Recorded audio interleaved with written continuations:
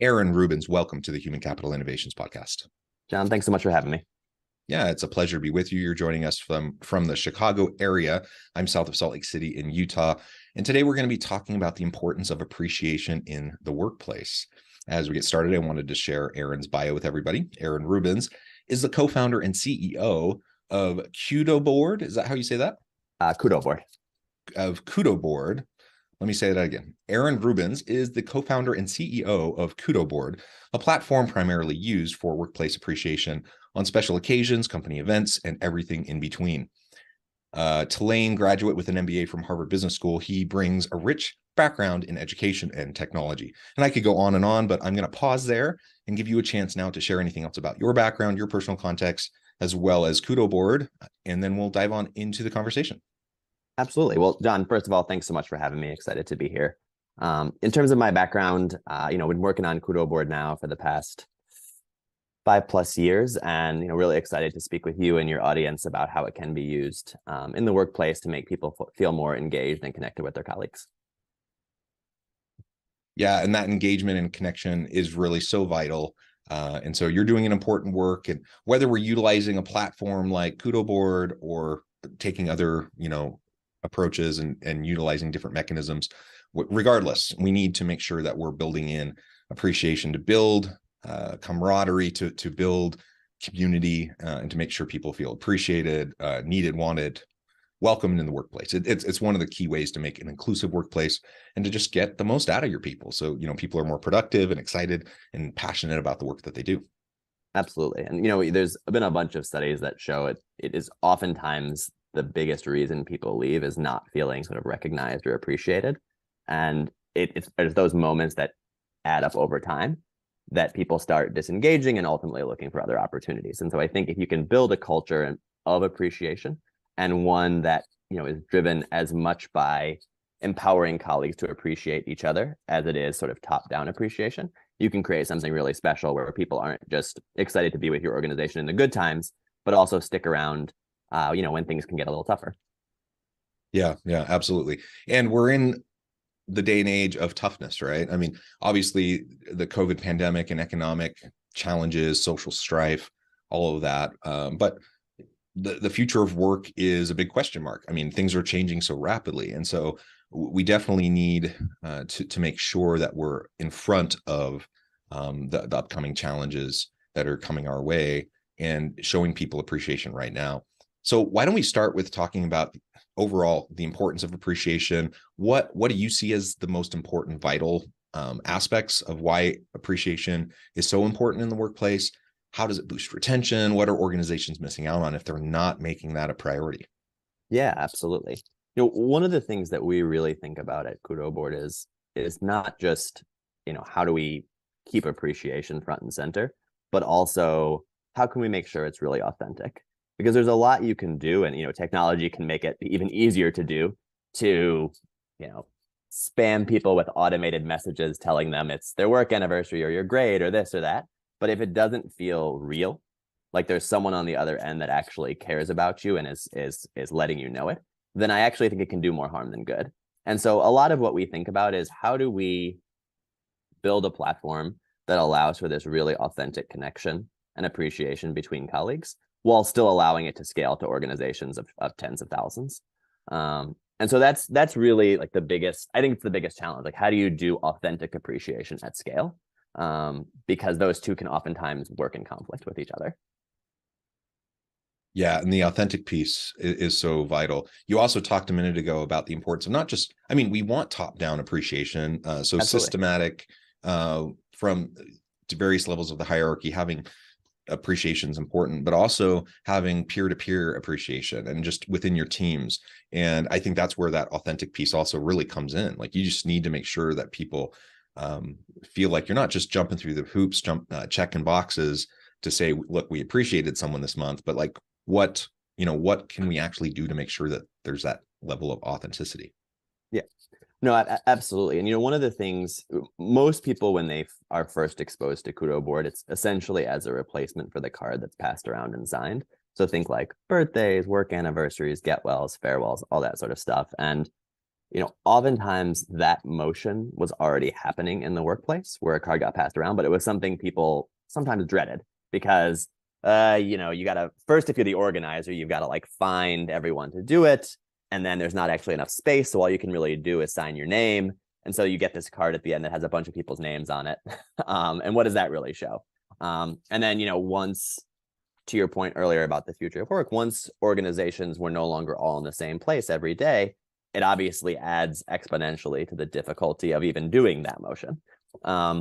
And so the sort of first challenge that we tackled was trying to think through, like, how do we take this process that people already know and allow it to work in an organization where you're not all in the same place, and also ensure that we make it better than it was before. So like giving people actually space to write something meaningful or add a video or add a picture, allowing people to print it as a book for like things like a farewell or retirement, when it's like, hey, I just worked at this place for 25 years. Like I want something physical to go with me. And so, but the biggest thing, to your point, is like, how do we make sure that it really does not just come, hey, it's from a manager to an employee, which is great to have, but it's also from their peers, because getting those connections that you make over the course of weeks, months, years at an organization are really what keep people driven and connected. And so, wanting to make sure that you can kind of honor that and celebrate it at those moments that matter throughout the year is an exciting thing. And so it's that was where we started, and it's still a major use today and something that kind of gets us excited every day. Yeah, and perhaps that's partially how you grow appreciation at scale too. I mean, there's only so much you can do from the top down in terms of, especially if you have, not just dozens of employees, but hundreds, thousands of employees. That's a really difficult thing to do at scale. But if you can build in mechanisms for peer-to-peer appreciation in authentic ways, now you can have touch points with pretty much everyone, in a reasonably short amount of time, it seems. Absolutely. And that's oftentimes when we speak with our stakeholders, whether they're in human resources or internal comms or, whatever part of the team they work on, we talk to them about, hey, like, your role is to empower the people in your organization to give each other appreciation. You don't need to be the person driving every use of this. First of all, you don't want to have to do that. You've got, tens of thousands of people that would be your full-time job and then some. But it's about, giving you the tools to empower people so that it is scalable, and then making sure that you can kind of like monitor it, have the metrics, have the filters, have all the things you need to feel comfortable and safe when it isn't necessarily something that you're controlling every aspect of. And that's always like the trade-off, is how do you empower people while still feeling like you have sufficient visibility, safety, et cetera, in place so that you feel comfortable kind of giving up the reins when you're putting a system in place. Yeah. So appreciation, of course, is going to be an important part of building that kind of dynamic, healthy, innovative culture within an organization. Maybe talk to us a little bit more about what you see Kudoboard and other appreciation types of systems. How do you see those making the biggest impact on company culture over time? Yeah. I mean, one of the things that I find really interesting is that, oftentimes the first exposure an organization has to Kudoboard is, as I mentioned, kind of replacing the card that's passed around and signed. And it's very much like a bottoms-up adoption where, employees have a need for it, they pull it in, maybe they're just buying these boards one at a time. But oftentimes where we see kind of an organization-wide opportunity and adoption is when an organization has like an event that they want to do. Maybe it's Pride Month and they want to pull their entire organization together to say like, hey, what does this mean to you? Or how do you celebrate? Or maybe it's Veterans Day, or, these moments that kind of matter in organizations happen throughout the year, and they're looking for ways to pull people together. And so I think that's one thing that we're thinking about a lot on the appreciation front is, how do all these organizations have these moments that matter, and they celebrated them a certain way when they were all in the office 5 days a week. And so when that's no longer the case, when now they're in a hybrid model and people are coming and going, how do we still allow them to come together as an entire organization to celebrate these moments?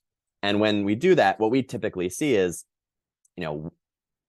once they celebrate a large organization-wide event, then a ton of teams will break off and say, oh, we can do that for our own team, or we can do that for our own group. And so it really is that opportunity to kind of model what you want the culture, what you want appreciation to look like organization-wide. And so that's, I mean, I think moving beyond Kudoboard specifically, I think like anytime when you're sort of sitting in that central leadership position, kind of implementing a new system, like anytime you can kind of, rather than say, hey, we've got this new thing you have to do, you can say, hey, let me model what this looks like. Let me invite you all to participate in this, and then put it in your hands if you want to do it yourself.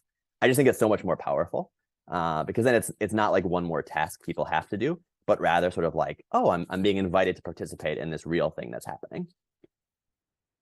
Yeah, I like the modeling, and I like the invitation to engage in meaningful, genuine ways with each other. I was actually just at an event earlier this morning where we were able to get a whole bunch of us that have been remote together in person, not for a long time, but just it was a nice opportunity to touch base. There really wasn't much more to it than that. It was just an opportunity for people to touch base, share stories, updates on life, just some of those sorts of things. Some genuine expressions of just camaraderie, friendship, appreciation, all of that just happened organically as we had an opportunity to get together. And that was a very purposeful kind of mechanism. This meeting was put in place simply really for that purpose.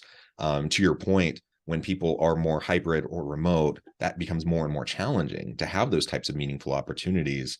And so whatever it ends up looking like, I mean, people have been creative over the last few years, and I think we're going to continue to get more and more creative on how to do this in meaningful ways.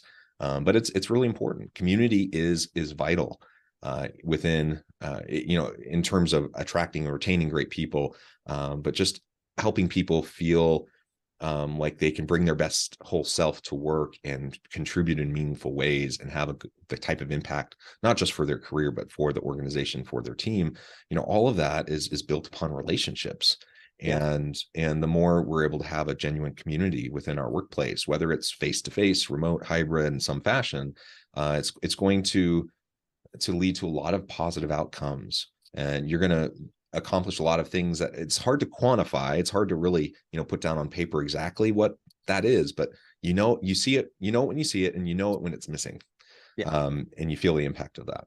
Yeah, no, absolutely. And one thing that I always think back to, so I used to be, in a previous life, a high school math teacher, and I primarily taught math, but I also taught a couple of different electives. And I remember one class where, everyone had their laptops out, and I said, hey, rather than raising your hand, you're gonna write your thoughts on this essentially like a shared Google Doc.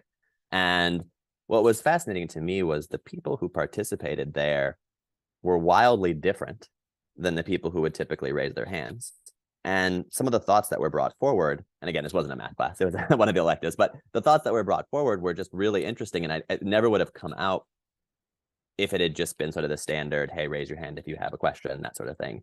And so it does remind me today that, like, while there are real challenges in not having people together in person all the time, we also are sort of given this opportunity to rethink how people engage and how people can bring their full selves to work, because not everyone is comfortable with, hey, we're going to get 50 people in a room for a mixer, or we're going to do, this offsite or whatever else. Like, some people, they'll do it, but really they want to be able to, like, think a lot and put some stuff down on paper and, like, share it out digitally, just so that they have more time to think about what they're doing. So it just reminds me there's, like, so many different modalities and ways that people can connect.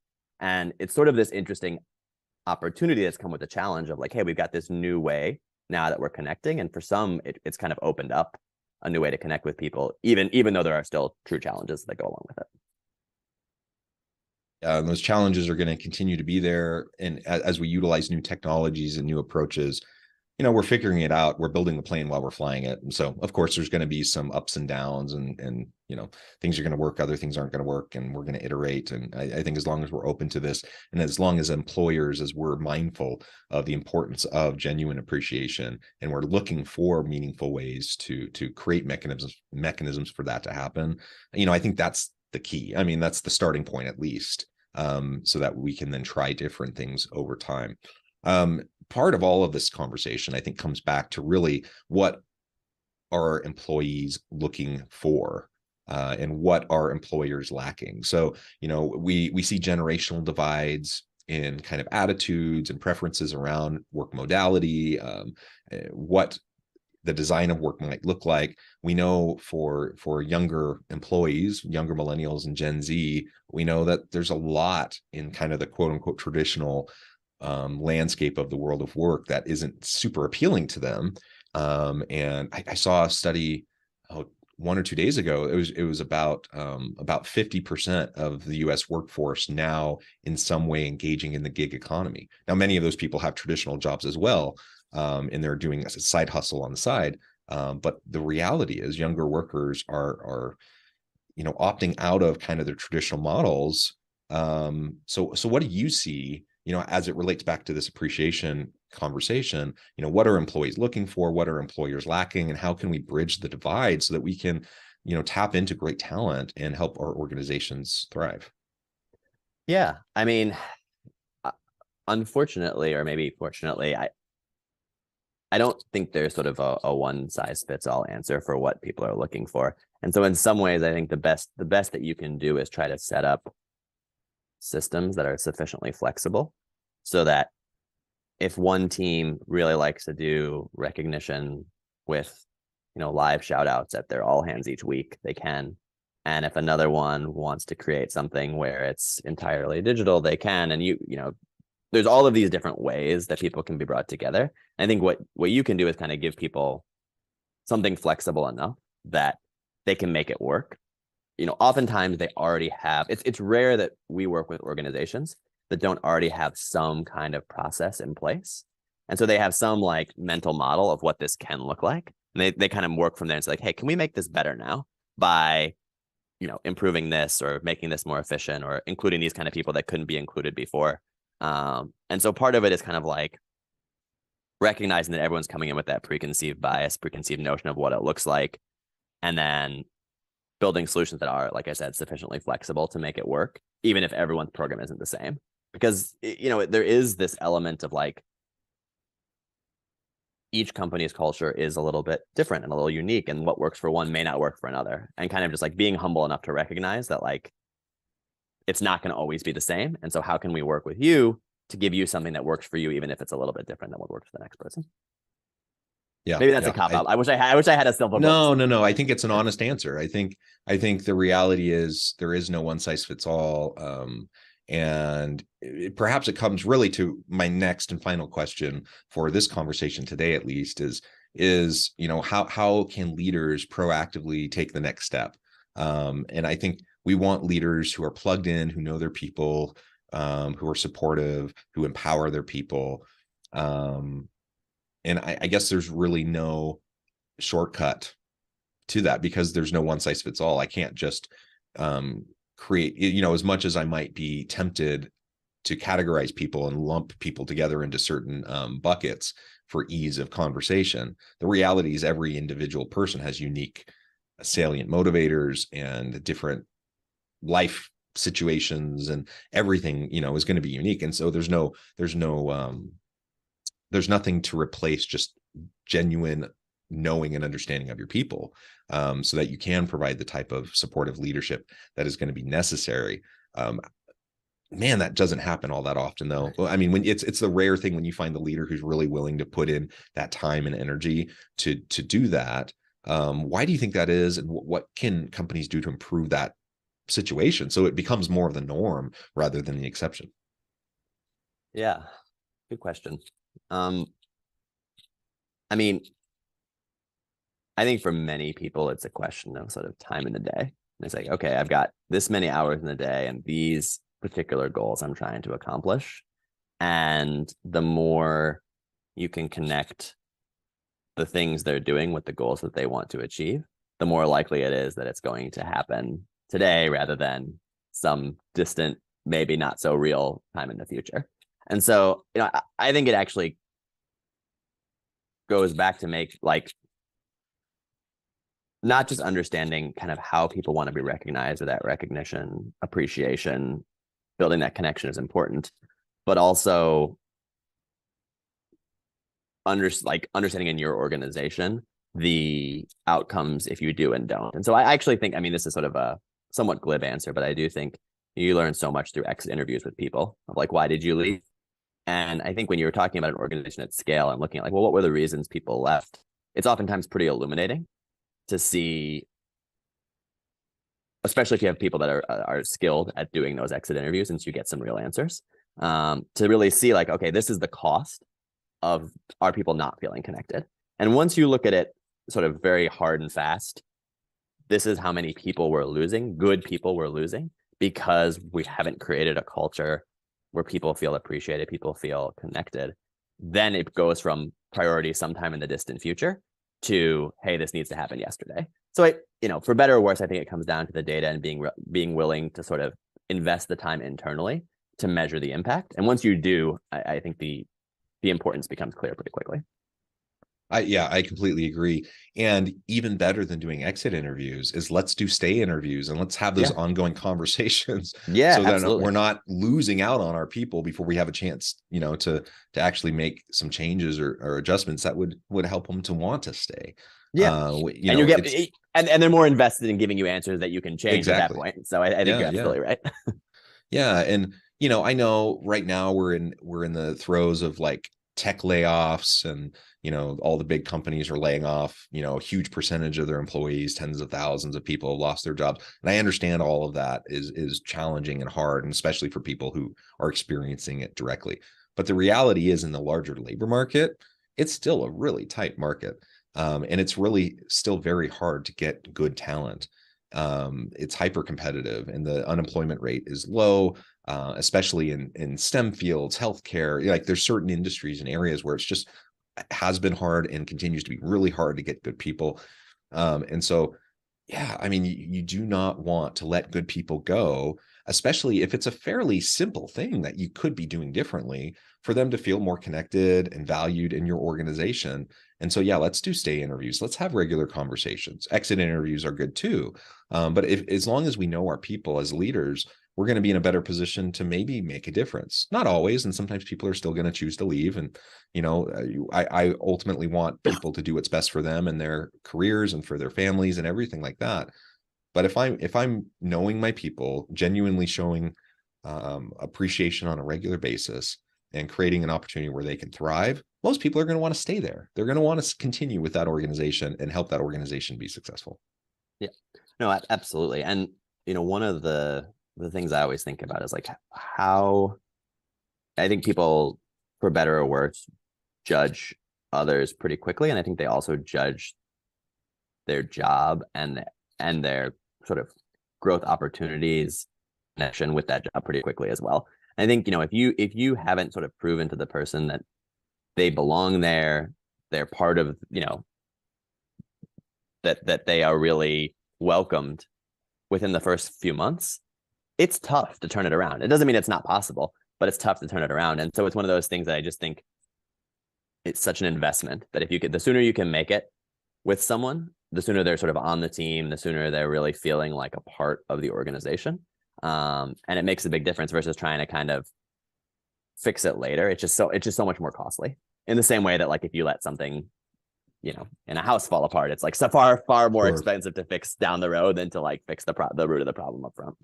Yeah, absolutely. Well, Aaron, this has just been a really fun conversation. We've only scratched the surface. I think there's so much more we could talk about. We're going to have to leave it there for today. But before we wrap things up, I wanted to give you a chance to share with the audience how they can connect with you and find out more about your work, your team, and then give us a final word on the topic for today. Yeah, absolutely. So, if you go to kudoboard.com, kudoboard.com, that's where you can find out more about what our business offers. And, we do have, options for, like, as John mentioned in the beginning, special occasions or company events or shout outs. I'm also on LinkedIn, and always welcome new connections and new opportunities to meet with folks. So don't hesitate to reach out. My name's Aaron Rubens, and we'll look forward to hearing from you. Wonderful. Thank you again, Aaron. It's been a real pleasure. I encourage the audience to reach out, get connected, find out more about what Aaron and his team can do for you. And as always, I hope everyone can stay healthy and safe, that you can find meaning and purpose at work each and every day. And I hope you all have a great